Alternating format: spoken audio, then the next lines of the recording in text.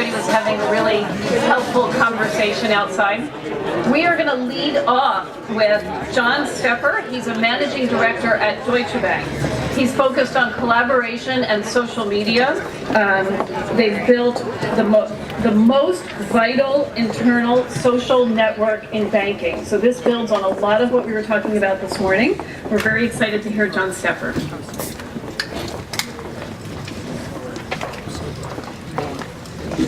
Hi, I feel like it's a bit like one of these things is not like the other in this room. Full of people interested in commercial real estate, in furniture, and here's a technology guy at a bank where he can talk to you about spaces. Look, I love beautiful buildings. I admire designs that respect how people work and try and improve or facilitate collaboration and innovation. It's beautiful, it's great. But if that's your goal, if the people in the room are trying in some way to create spaces that allow people to work differently, that allow them to work together differently, then I'm going to argue that one of the things you have to be considering are not just physical spaces, but virtual spaces. And I'm going to start with some conventional wisdom. This is Steve Jobs talking about several of the headquarters that he designed. If a building doesn't encourage collaboration, you'll lose a lot of the magic, right, behind innovation that's sparked by serendipity. So, and this is from his biography, he says, "We designed the building to make people get out of their offices, mingle in the central atrium with people they might not otherwise see." Marissa Mayer from Yahoo. This actually is a quote from the HR memo that leaked when HR said, hey, everyone's got to stop working from home and come back to the office. And in that memo, the reason they gave, and it kind of echoes the sentiments of Steve Jobs when he did the Pixar building in 2000, it said some of the best decisions and insights come from hallway and cafeteria discussions, right? Where meeting new people and impromptu team meetings happen. And so it's so important for the new Yahoo. Communication and collaboration is important. We'll need to be working side by side. Right, so what are they both saying? They're both saying that in order to facilitate the kind of spontaneous encounters that are fundamental to collaboration and innovation, we have to create spaces that allow for this. But side by side has some limits. And just bumping into each other does not produce better work. And if you're Yahoo, you've got about 12,000 people spread across 4 continents. Side by side really has no meaning, really. But they weren't wrong, they were right about 10 years ago. Because there was a lot of research that showed the single best predictor of collaboration was physical proximity.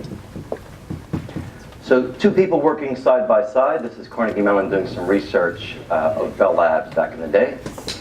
2 researchers working side by side were 3 times as likely to share technical information and collaborate about work than people 30 feet away. You move them 90 feet away, it's the same as if they were miles apart.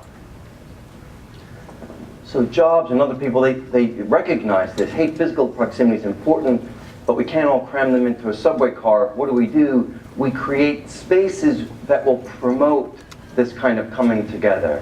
Maybe it's an atrium with services all around it that kind of force people to converge in new ways, and then we hope that something happens. Now, well after the Pixar atrium, well after the Carnegie Mellon research, now we have other ways. So if you're a Deutsche Bank, you've got 100,000 people in 70 countries, hundreds of buildings. Right? The best you could do, even if you design fantastic spaces, they're just little pockets. And in some ways, all you've done is reinforce the location-based silos that you're actually trying to get rid of. What social networks give you are virtual spaces that complement your office designs in ways that scale, unlike buildings. How do they do that? So we call it working out loud. It's about work. I think social platforms at work are quite new. I mean, really, Facebook went live in '04, Twitter in '06, and that's in public. At work, it's still very new. So it's not about sharing pictures of funny cats or about lunch. It's about work. And it's about making your work, your interests, you, searchable and discoverable in a way you just couldn't do before. When we talk about working out loud, what we mean is a way to use the tools that we have, and you could think of the tools really, there's plenty of vendors that do it, IBM, Jive, several others. Think of it almost a little bit, it's part Wikipedia, it's part Twitter, it's part WordPress, all available on your iPad. Right? So it's really a social intranet in a way. And it's about making your work searchable and discoverable. Not just the finished products, but narrating what you're doing. Who are you meeting with? What are you reading? What are you learning?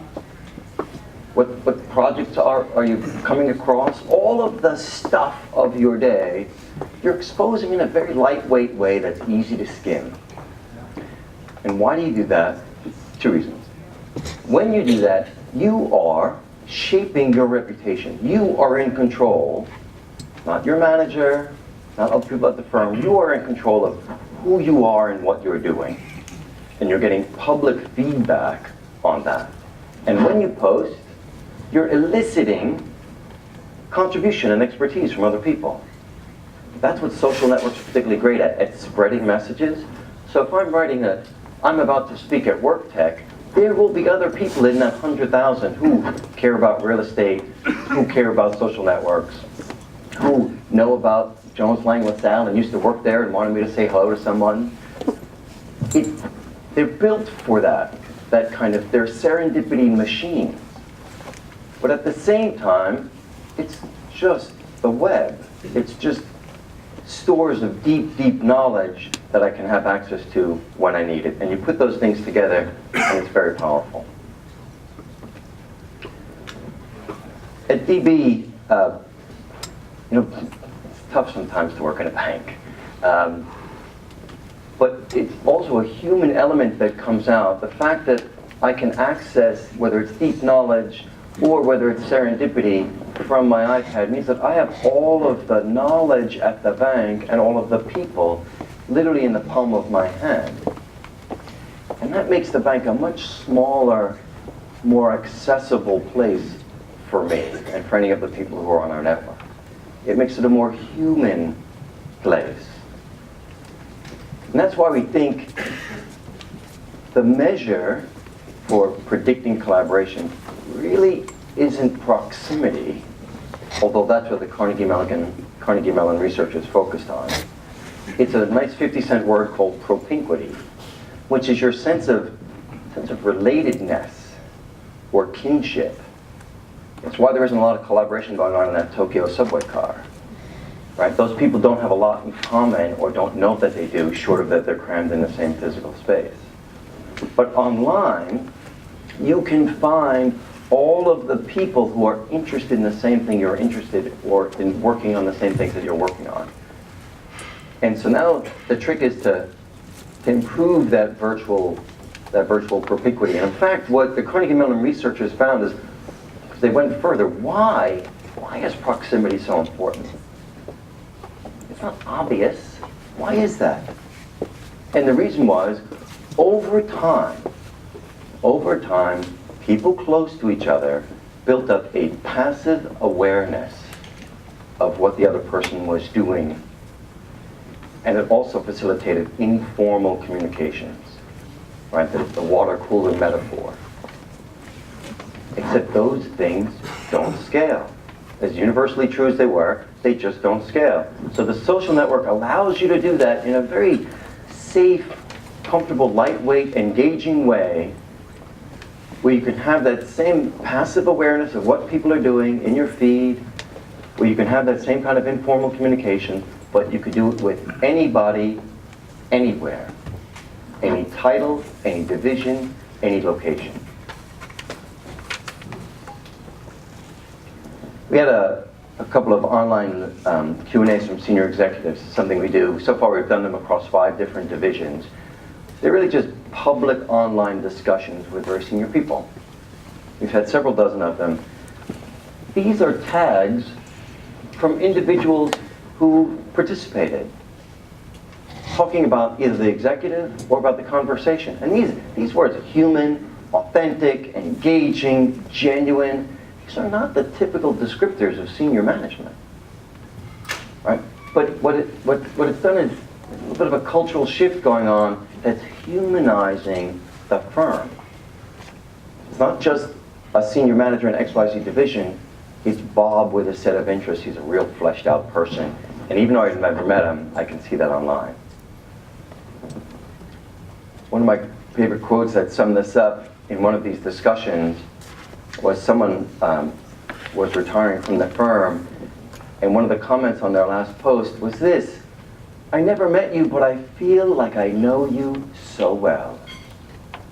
And that's exactly the propinquity that we're talking about. That's exactly the kind of feeling that makes it much, much more likely that you're going to work with this person, that you're going to collaborate, that you're going to exchange ideas. So by all means, go ahead, build the beautiful Pixar auditorium. This is the atrium with all the services around it that's supposed to facilitate spontaneous encounters. But remember that just bumping into people doesn't mean you're going to work with them. Make it so that people everywhere can relate, and not just relate to the space, but to each other. Thank you very much.